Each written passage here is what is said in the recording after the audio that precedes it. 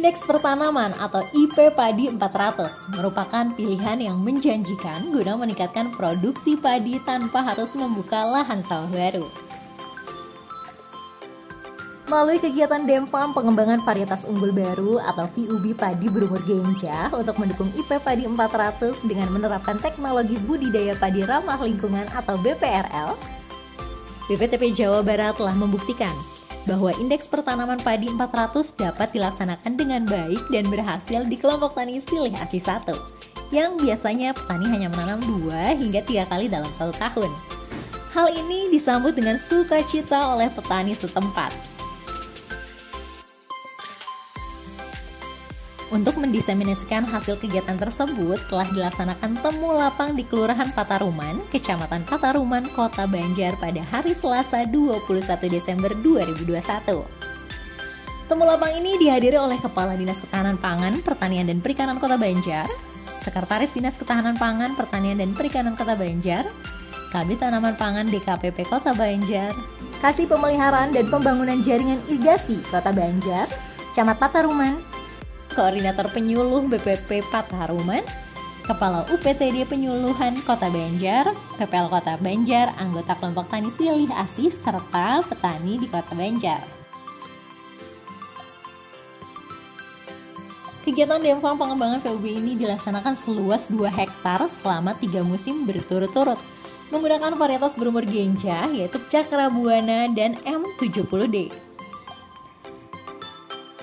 Melalui temu lapang ini, peneliti BPTP Jawa Barat Dr. Insinyur Yanto Surdianto MP memaparkan bahwa terdapat 4 persyaratan kunci dalam penerapan teknologi IP padi 400 ini, yakni penggunaan varietas unggul berumur genjah atau super genjah, pengaturan irigasi teknis atau air tersedia sepanjang tahun, manajemen waktu dan pola tanam yang efektif, serta percepatan persemaian dan pengolahan tanah. Dengan mengaplikasikan 4 persyaratan kunci tersebut, didukung dengan penerapan teknologi budidaya padi ramah lingkungan, kelompok tani Silih Asi 1 berhasil panen 4 kali, dengan hasil panen yang diperoleh berturut-turut dari MT1 sampai MT4 yaitu 6 ton per hektar, 5,2 ton per hektar, 4,9 ton per hektar, dan MT4 mencapai 5,5 ton per hektar. Penanggung jawab kegiatan Dr. Insinyur Nana Sutrisna MP menyampaikan bahwa 4 persyaratan kunci dan model IP padi 400 ini telah terbukti dapat meningkatkan produksi padi sekitar 3,5 sampai dengan 4 ton per tahun.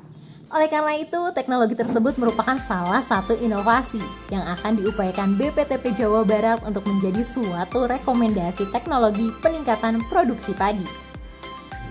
Kegiatan temu lapang ini membuat petani sekitar dan petugas PPL di Kota Banjar berminat untuk mencoba menerapkan dan mengembangkan teknologi BPRL dan memotivasi untuk menerapkan teknologi IP 400 di masing-masing daerahnya. Kedepannya, dengan dukungan semua pihak diharapkan teknologi Balitbang Tani ini dapat diterapkan di seluruh wilayah di Jawa Barat. Maju terus pertanian Indonesia. Saya Nika Resti Pratiwi dan Nabila Anajib mengabarkan. Berdasarkan kajian ada beberapa kunci kalau kita ingin melaksanakan IP 400 ada minimal 4 kata kunci. Yang pertama adalah ketersediaan air sepanjang tahun. Kemudian yang kedua adalah manajemen waktu, pola tanam dari mulai MT1 sampai dengan MT4. Kemudian yang ketiga adalah percepatan tanam dengan menggunakan bibit muda ya. Kemudian yang keempat ya tadi yang ketiga, kemudian yang keempat adalah varietas padi yang genjah.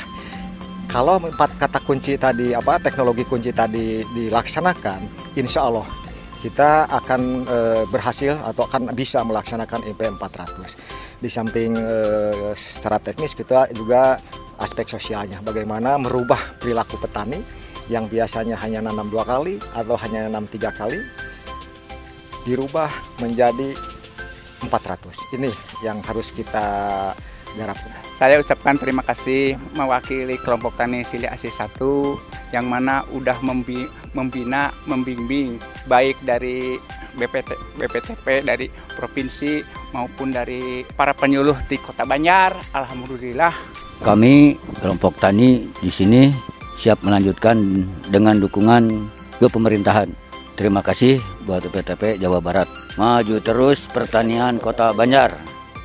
Terima kasih saya kira untuk pengembangan padi dengan pola IP 400 ini berdasarkan hasil yang telah disampaikan tadi pada saat pertemuan itu hasilnya cukup baik, menggembirakan, dan saya kira itu harus dilanjutkan ya, baik itu di tingkat BPPT Lembang maupun nanti dari Kota Banjar.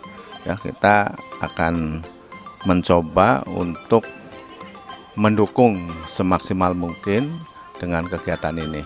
Kegiatan ini merupakan salah satu kegiatan yang dilakukan oleh BPTP dalam rangka mendukung program IP Padi 400. Secara teknis bisa kita lihat tadi juga semua peserta lapang mengunjungi lapangan dan sekarang sudah memasuki musim tanam yang keempat. Jadi kita sudah melaksanakan 3 kali panen dan sekarang yang keempat.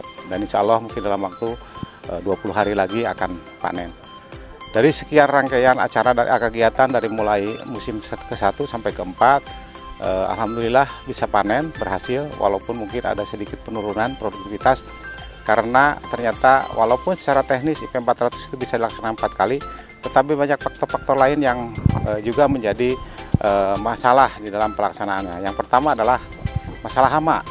Jadi karena di tempat lain tidak ada tanaman, sedangkan kita ada tanaman, karena percontohan ini atau kajian ini hanya dilakukan di lahan 2 hektar. Jadi yang lain tidak ada tanaman itu juga menjadi masalah, sehingga hama-hama yang seperti burung, kemudian tikus, itu menyerang ke pertanaman itu. Kemudian berikutnya juga musim kedua dan sampai musim keempat itu waktunya tidak bersamaan dengan petani di sekitarnya. Kemudian dari sisi aspek lain, aspek sosial. Aspek sosial terutama dari masalah waktu ya, karena di dalam salah satu kunci dari IP 400 adalah manajemen waktu. Sehingga dari awal sudah merancang kapan semai, kapan ngolah, kapan tanam.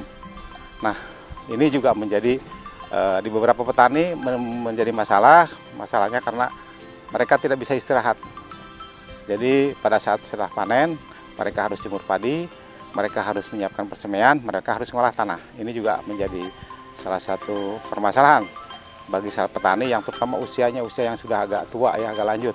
Bagi yang muda-muda mungkin masih semangat sehingga masih walaupun ada sedikit waktu yang tersita tapi masih bisa dilaksanakan.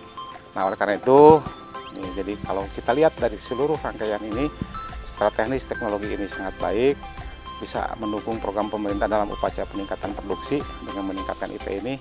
Tetapi ya tadi faktor-faktor sosial, nah mungkin itu harus dicarikan upaya penyelesaiannya seperti apa. Masalah hama, mungkin kita tidak hanya mengembangkan dalam hamparan 2 hektar, kita harus minimalnya 20 hektar untuk mengurangi risiko-risiko daripada gangguan hama itu. Kemudian tadi masalah waktu, karena petani tadi supaya istirahat. Mungkin kita di sini harus menggunakan alat mesin. Kalau pengolahan tanah sudah traktor, tapi yang lain tanam. Mungkin ini perlu pakai jarwo transplanter, itu diberdayakan lagi. Dulu juga sudah pernah ada dikembangkan jarwo transplanter, tapi barangkali perlu dimodifikasi sehingga alat itu menjadi visible dilaksanakan oleh petani. Nah, kemudian juga di dalam aspek sosial masih terkait dengan penggunaan alsin, karena di setiap wilayah saya kira punya kebiasaan yang berbeda-beda, termasuk yang di lokasi di sini tempat kegiatan pengkajian BPTP itu traktor itu sudah punya wilayah masing-masing. Nah, sehingga pada saat kita butuhkan karena waktunya yang singkat, nah itu tidak bisa melaksanakan pengolahan tanah karena mereka sudah punya jadwal di tempat lain. Oleh karena itu, kalau betul-betul ini dan Banjar yang rencananya akan mengembangkan 50 hektar, barangkali harus dirancang dari awal, dikonsentrasikan di mana lokasinya, minimal tadi 20 hektar, mungkin bisa jadi 2 tempat, kemudian disiapkan, dirancang dari awal, traktornya bagaimana, kemudian benihnya terutama, benihnya juga kan ini harus genjah, kalau bisa yang umur super genjah, itu juga harus sudah siap untuk waktu 4 musim tanam itu dalam 1 tahun. Itu saya kira yang harus diperhatikan. Hal lain juga yang harus diperhatikan adalah bagaimana produksi yang dicapai selama 1 tahun. Nah, harus kita bandingkan antara produksi yang existing dengan yang pengembangan IP 400 ini. Kalau kita lihat tadi hasil yang existing di Kota Banjar, di Pataruman ini, selama 3 musim itu hanya menghasilkan 17,5 ton per hektar. Nah, sekarang yang IP 400 harus lebih dari itu. Nah, untuk yang 3 musim kita sudah bisa hitung, yaitu hasilnya sekitar 16 ton. Nah, berarti kalau misalnya musim keempat kita bisa menghasilkan 5 ton, berarti hasilnya sekitar 21 ton. Berarti ada selisih sekitar 3,5 ton kelebihan daripada penambahan 1 musim tanam.